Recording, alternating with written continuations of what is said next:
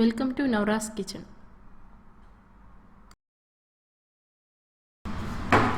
ഇന്ന് നമ്മൾ ഉണ്ടാക്കാൻ പോകുന്നത് ഒരു വെണ്ടക്ക ഉപ്പേരിയാണ്.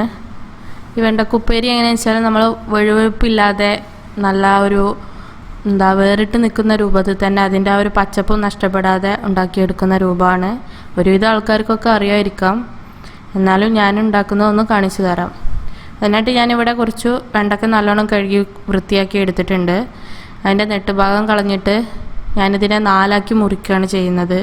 നമ്മൾ സാധാരണ റൗണ്ടിൽ അരിഞ്ഞിട്ട് അതിലേക്ക് ഇട്ട് കഴിഞ്ഞാൽ ഈ വെണ്ടക്ക നമ്മൾ വെന്ത ശേഷം സ്പൂൺ കൊണ്ട് കോരുകയാണെങ്കിൽ മൊത്തത്തിൽ ഒന്നായിട്ട് കണ്ട് പോരും. ഇതാവുമ്പോൾ വേറിട്ട് നിൽക്കും.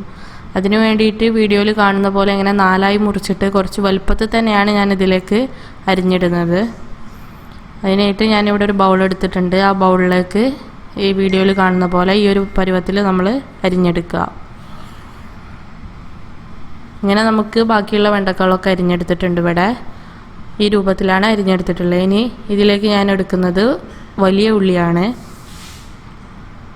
അത് ഞാൻ ഏകദേശം ഒരു അത്യാവശ്യം വലുപ്പമുള്ള ഒരു ഉള്ളിയുടെ പകുതി ഭാഗം എടുത്തിട്ടുണ്ട്. അതിന് ഇതുപോലെ നന്നായിട്ടൊന്ന് അതിൻ്റെ ഇതളൊക്കെ വേറെടുത്തിട്ട് ഈ ഒരു രൂപത്തിൽ നല്ല ഉടച്ചെടുക്കുക. പിന്നെ ഞാൻ ഇതിലേക്ക് ചേർക്കുന്നത് ഒരു പച്ചമുളകാണ്. നമ്മളിതിലേക്ക് എരിവിന് നമുക്ക് കൂടുതൽ ഉപ്പേരിക്ക് എരിവ് വേണമെന്നുണ്ടെങ്കിൽ അതനുസരിച്ച് ചേർക്കാം. പിന്നെ പച്ചമുളക് ഇതുപോലെ നീളത്തിൽ എരിഞ്ഞിടുമ്പോൾ നമ്മൾ വെണ്ടക്കയുടെ കൂടുതൽ കാണില്ല. അപ്പോൾ നേരിട്ടതിൽ കടിക്കുമ്പോൾ അതും പ്രയാസമാണ്. അപ്പോൾ അതും കൂടി ശ്രദ്ധിക്കുക.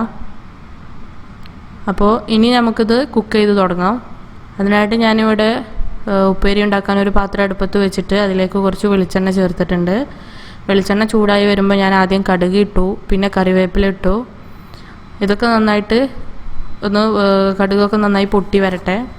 ഇനി ഇതിലേക്ക് ഞാൻ വെണ്ടക്ക ചേർത്ത് കൊടുത്തിട്ടുണ്ട്. നമ്മൾ വെണ്ടക്ക ചേർത്ത ശേഷമാണ് ഉള്ളി ചേർക്കുന്നത്. ആദ്യം ഉള്ളിയിട്ട് വഴറ്റിയെടുക്കരുത്. വെണ്ടക്ക ചേർത്ത ശേഷം ഉള്ളി ചേർക്കുക. എന്നാൽ നമുക്ക് ഈ ഉള്ളിയിൽ നിന്നുള്ള നീര് ആ വെണ്ടക്കയിലേക്ക് പിടിച്ചിട്ടൊക്കെ ആ വെണ്ടക്കയുടെ ഒരു വഴുപ്പ് മാറിക്കിട്ടും. അതിന് വേണ്ടിയിട്ടാണ് ഈ സവാള ഇതിൻ്റെ കൂടുതൽ ചേർക്കുന്നത്. ഇതുപോലെ നന്നായിട്ടൊന്ന് നമുക്ക് കുക്ക് ചെയ്തെടുക്കണം. പാകത്തിനുള്ള ഉപ്പ് ഇതിലേക്ക് ചേർത്ത് കൊടുക്കുക. പിന്നെ പല ആളുകളും നമ്മൾ വെണ്ടക്ക വഴുപ്പില്ലാതിരിക്കാൻ വേണ്ടിയിട്ട് ഉപ്പേരിയിൽ കുറച്ച് സുർക്ക ചേർക്കുന്നുണ്ട്. ഒരു ടീസ്പൂണിൻ്റെ അടുത്ത് കുറച്ചായിട്ട് സുർക്ക ചേർത്ത് കഴിഞ്ഞാലും നമുക്ക് വഴുപ്പില്ലാതെ വേറെ ആയിട്ട് കിട്ടും.